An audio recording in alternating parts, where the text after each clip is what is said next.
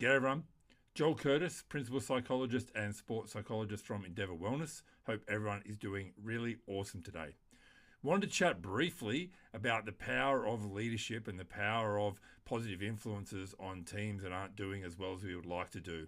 I've had a conversation a couple of times about how to get the best from your team, but I want to talk a little bit today about how to get the best from yourself in the capacity of whether you're a coach or a manager or an owner of a business or whatever capacity it might be. How do you make sure that your influence is being felt?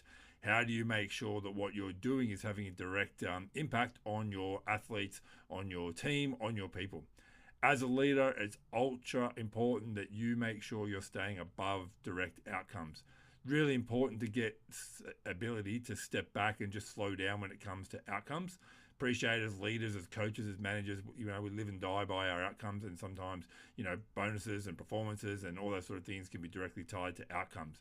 However, on a day-to-day basis, what you want to be focused on as a coach, as a manager, as a leader of a team, you want to make sure that you're standing back from the results. You want to make sure that as that person, you're giving your team direct feedback, direct information, things that they can use to be able to manage themselves in the context of their performance. If we're talking strictly about performances, if we're talking strictly about outcomes, it's going to be very hard for you to be the sort of person that can be neutral. It's going to be very difficult for you to be the sort of person that can thrive and help your team grow in spite of the results they're getting. So as a leader of a team, I really want to encourage you to just take some time to slow down. Really understand yourself in detail, whether you're taking things too personal or whether you're getting too emotionally impacted by results.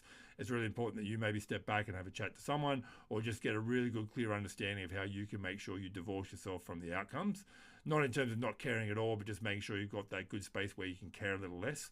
Because in that space where we can just step back and we can refine and we can reflect, that gives an opportunity to move the team forward.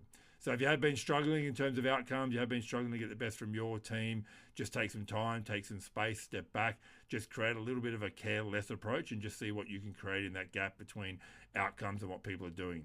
If you have been struggling or looking for any support, please feel free to reach out. This has been Joel Curtis, Principal Psychologist and Sports Psychologist from Endeavour Wellness.